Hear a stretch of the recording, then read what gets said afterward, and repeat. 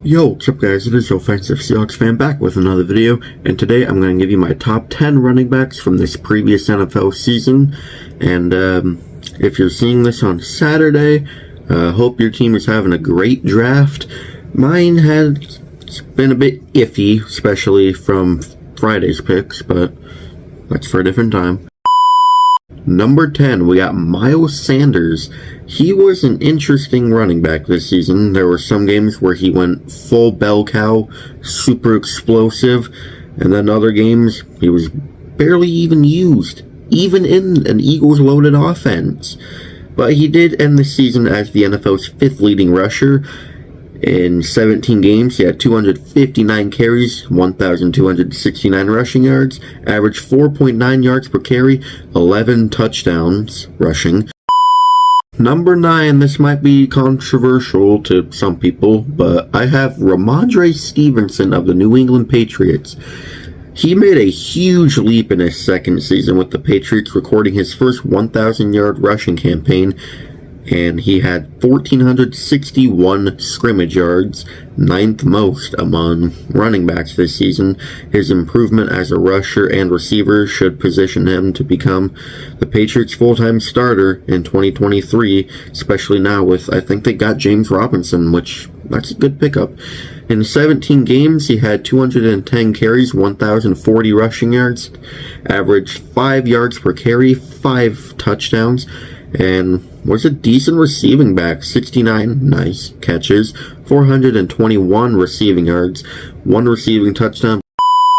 Number 8, we got Aaron Jones of the Green Bay Packers. The Packers took a step back on offense in 2022. However, Jones' rushing efficiency did not. Jones finished the season as a top 10 rusher and was the most efficient back, averaging 5.3 yards per carry among running backs who played a full 17-game season or had a minimum of 200 carries. He also recorded career highs in targets and receptions, taking on a significant role in the aerial attack, with Devontae Adams no longer being in Green Bay. 17 games, 213 carries, 1,121 rushing yards, 5.3 yards per carry, only 2 rushing touchdowns, so that's not the greatest. Did have 59 catches for 395 yards, 5 receiving touchdowns. Number 7, we got Dalvin Cook of the Minnesota Vikings. Cooks eclipsed 1,000 ground yards for the 4th straight season, and though he wasn't consistent week to week, he provided big-time sparks in big-time games throughout the season.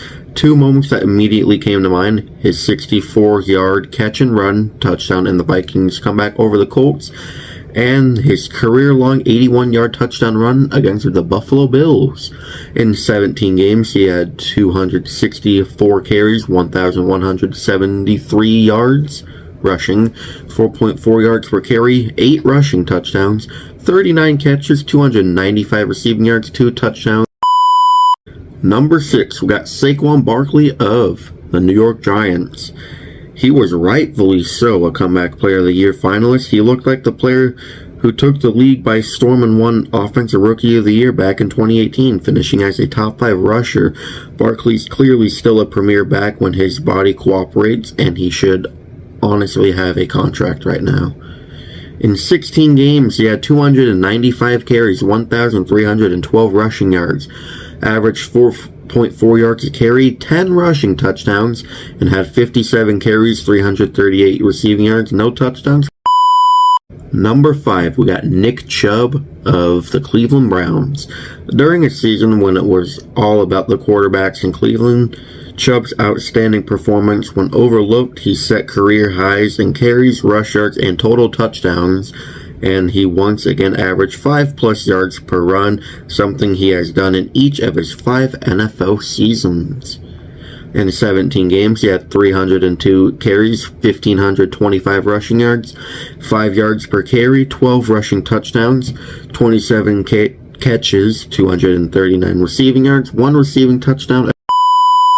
Number 4, we got Derrick Henry of the Tennessee Titans. The Titans once again leaned heavy on Derrick Henry, who led the league in rush attempts and finished second in rush yards and touchdowns. On top of that, he was involved more than ever in the passing game, added nearly 400 receiving yards, a career high for him. Henry remains one of the most dominant players in the NFL and probably will for the duration of his career. In 16 games, he had 349 carries, 1,538 rushing yards, averaged 4.4 yards a carry, 13 touchdowns rushing, 33 catches, 398 receiving yards, no receiving touchdowns. Number 3, we got Josh Jacobs of the Las Vegas Raiders. The Raiders declined Jacobs' fifth-year option, and then he proceeded to give them the rock for a whopping 340 carries this season. The result? The NFL had a brand new rushing champ. Jacobs has more than proven himself to be a primary weapon for Josh Jacobs in Las Vegas, or a starter elsewhere if the price is right. Pretty sure he doesn't have a contract either. I think he's on a franchise tag. Anyways, in 17 games, he had 340 carries, 1,653 rushing yards, 4.9 yards per carry, 12 rushing touchdowns, 53 catches, 400 receiving yards, and no receiving touchdowns. Number 2, we got Austin Ekeler of the Los Angeles Chargers. A do-it-all playmaker for the Chargers, Ekeler's 2022 campaign was one for the ages.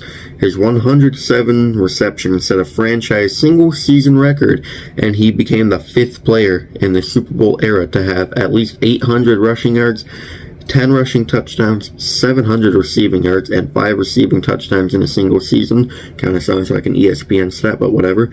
The unique skill sets of McCaffrey and Ekeler, the fact that they are constantly producing in both the run and pass games for their respective offenses, is why they sit at number 1 and number 2 on this list. And yes, I just spoiled number 1. Screw it, though.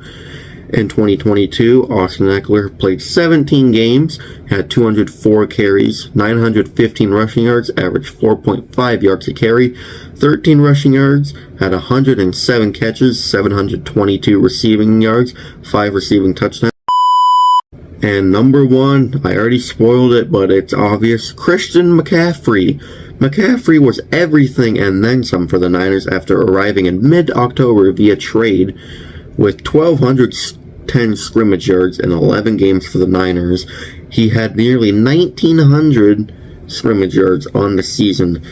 McCaffrey's abilities were on display weekly in Kyle Shanahan's offense.